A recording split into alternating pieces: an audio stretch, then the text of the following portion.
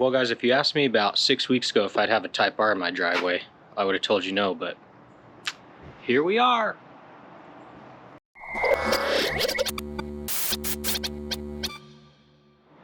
So there you have it. We have a Type R. Well, so here's the story behind that. We feel like it's important to let you guys know kind of what we're doing, how we're doing it. There's a couple other details to let you know about for me personally as well. Since the format of the Type R videos is going to be a little bit different than what you're probably normally used to. So just a quick background. Obviously, we're in 10th gen Honda already right now. We have been for a few years. We have a 2017 Civic Si. It's currently tuned on Honda. We have tuned it on K-Tuner as well. And there's tons of videos of that thing on our channel. So for all you Honda guys out there that have supported us, we appreciate it. I have been thinking about getting a Type R for a little while now. We've been considering like what project do we want to do next, and a Type R has definitely been in the conversation, especially since the FL5 has come out, because I really like the FL5. That was my preference, to be perfectly honest. I wanted to get that over an FK8. I mean, I kind of wanted to buy brand new anyway, but obviously the Cobb announcement a few weeks ago changed all that. I couldn't believe that Cobb had announced that. We're super excited about it. I mean, the second that got released, I mean, my jaw dropped and I made silly sounds sitting at my computer desk. It became a pretty quick decision to make it a priority to get an FK8. I talked with somebody over at Cobb for a little while about it, just what their plans are, getting an access port as soon as possible and kind of getting our stuff set up before a release date. And we were told that the FL5 was going to come out, but just not soon yet, you know, maybe not for a handful of months. So at that point, that's when I knew, okay, I got to go out and get an FK8. So whether or not we keep the FK8 and get an FL5 later, or trade it in for an FL5, or don't get an FL5 at all, I don't really know. You know, our tuning, I'm sure the tuning is going to be, you know, the same for it, or at least very, very similar. It's obviously the same engine, same platform, really. So anyway, that is kind of the story of the FK8 and why we got it.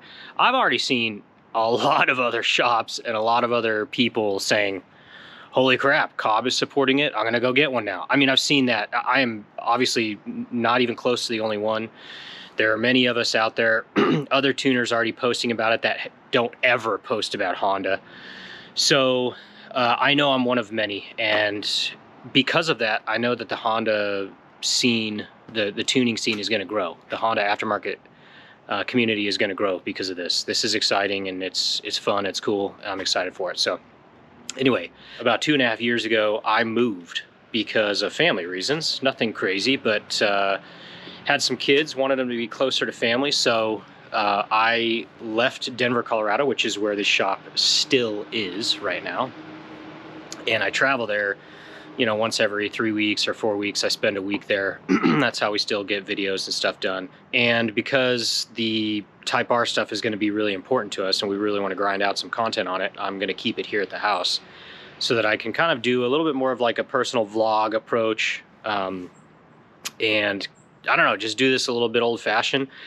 Get on the ground, get on the concrete, put the car up on jacks type of stuff. I haven't done that in quite some time. I'm kind of excited to do that, I guess, maybe. I don't really know.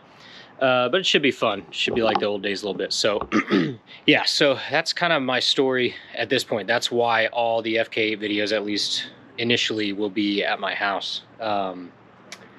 Another good opportunity that we're going to be able to benefit from with regards to being in Washington, we are going to be able to do tuning at sea level, which is something that we don't get to experience all the time, except for obviously e-tuning people. But all of our projects are always tuned at high altitude, so they always suck. They make less power up there.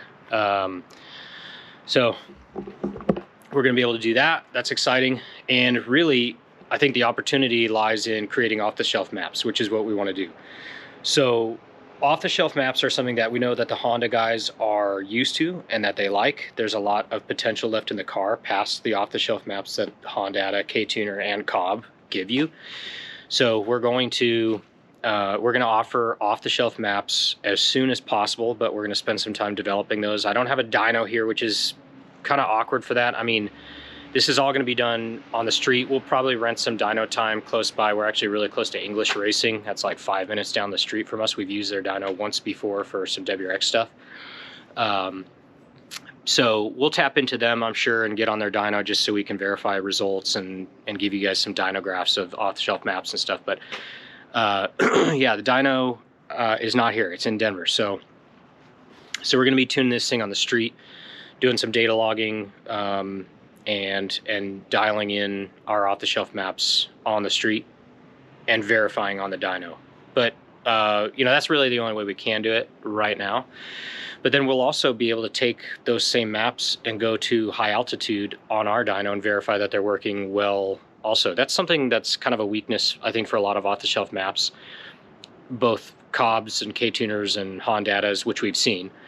They don't let the altitude guys really have much fun. There's not as many gains up there as what is possible on an off-the-shelf map, and they set it up that way on purpose, but it kind of sucks for all the guys at high altitude, you know, Utah, Colorado, you know, I don't know, there's not a ton of people in high altitude areas, but you know, Montana, Idaho, all those places, we have tons of customers in Idaho, so I know they experience the same stuff. So we're excited to do testing in both places with our car and see the results for ourselves and spend the time necessary to make them right. So that's another thing we're excited about. So hopefully you are as well. I just kind of wanted to put this video out there, let you guys know a little bit about what we're doing with the Type R behind me here. I'm shooting this on a GoPro. We're going old fashioned. We're going a little bit vlogger style here. So let us know what you think of the new format, new video, if you're excited. If you think we need to change anything, we're always down to hear your opinions and your comments and questions. Just let us know. I'm excited to get this thing going, man. Hope you guys are too. Looking forward to it. Make sure you like and subscribe as always. We appreciate you guys. Looking forward to it. See ya.